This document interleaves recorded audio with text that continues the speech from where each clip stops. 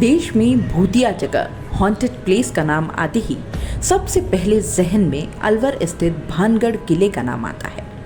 देश की राजधानी दिल्ली व राजस्थान की राजधानी जयपुर के नज़दीक भानगढ़ का ये किला अलवर के सरिस्का क्षेत्र में मौजूद है।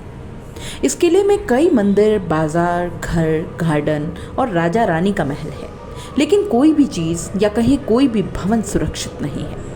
मंदिर की मूर्ति से लेकर पूरे किले की दीवार सभी खंडित हैं।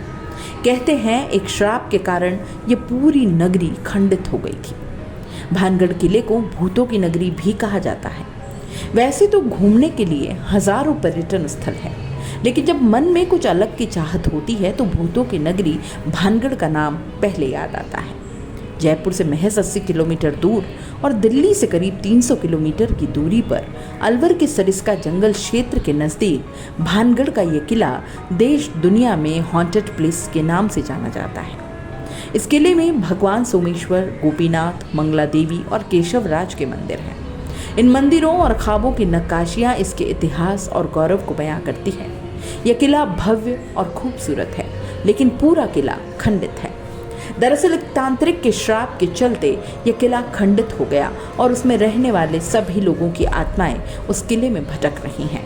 इस किले में घूमने का अलग ही अनुभव मिलता है। शाम ढलते ही किला खाली हो जाता है और यहाँ किसी को रुकने की अनुमति नहीं है।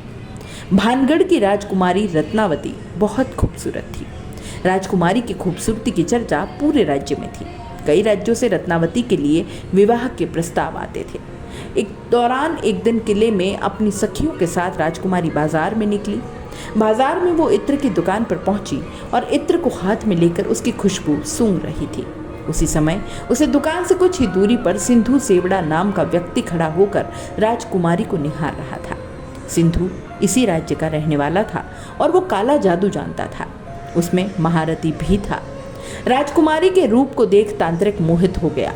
राजकुमारी से प्रेम करने लगा और राजकुमारी को हासिल करने के बारे में सोचने लगा, लेकिन रत्नावती ने कभी उसे पलटकर नहीं देखा। जिस दुकान से राजकुमारी के लिए इत्र जाता था, उस दुकान में रत्नावती के इत्र पर काला जादू कर उस पर वशीकरण मंत्र का प्रयोग किया। जब राजकुमारी को सच्चाई का पता चला तो उसने इत्र की शीशी को हाथ नहीं लगाया, वह एक पत्थर फेंक कर उसे तोड़ दिया। इत्र की शीशी टूट गई और इत्र बिखर गया। उस पर काला जादू का असर था, इसलिए पत्थर सिंधु सेवाड़ा के पीछे लग गया और पत्थर ने जादूगर को कुचल दिया। इस घटना में जादूगर की मौत हो गई, लेकिन मरने से पहले उसे तांत्रिक ने श्राप दिया कि इस किले में रहने वाले सभी लोग जल्द ही मर जाएंगे और दोबारा उनका जन्म नहीं होगा। उनकी आत्मा इसी किले में भटकती रहेगी और उसके बाद से आज तक इस किले में रात के समय कोई नहीं रुकता। कहते हैं कि रात के समय यहाँ भूतों का वास रहता है व कई तरह की आवाज़ें आती हैं। इस समय भारत सरकार की देखरेख में भानगढ़ का किला है। किले के चारों तरफ आर्कियोलॉजी सर्वे ऑफ इंडिया की टीम मौजूद रहती है।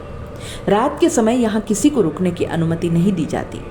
भारतीय पुरातत्व सर्वेक्षण को खुदाई के बाद सबूत मिले कि यह एक प्राचीन ऐतिहासिक शहर था। भानगढ़ की किला कहानी रहस्यमयी और रोचक है। 1573 में आमेर के राजा भगवान दास ने भानगढ़ के किले का निर्माण करवाया था। किला बसावट के 300 साल तक आबाद रहा। 16वीं शताब्दी में राजा सवाई मानसिंह के छोटे भाई राजा माधव सिंह ने भानगढ़ किले को अपना निवास बना लिया। भानगढ़ किले को भूतिया किला कहा जाता है। इसकी अनेकों किस्से हैं, इसलिए लाखों लोग यहाँ घूमने आते हैं। इस जगह को पैरानॉर्मल एक्टिविटीज़ का केंद्र भी माना जाता है। इस किले में घूमने का समय सुबह 6 बजे से शाम 6 बजे तक ही है। इसके बाद यहाँ अनुमति नहीं दी जाती। जयपुर से किले की दूरी करीब 80 किलोमीटर है, तो दिल्ली से करीब 300 किलोमीटर की दूरी है। सड़क मार्ग से किला जुड़ा हुआ है, तो ट्रेन से आने के लिए अलवर स्टेशन पर पहुंचना होगा और वहां से टैक्सी की मदद से आप भानगढ़ पहुंच सकते हैं।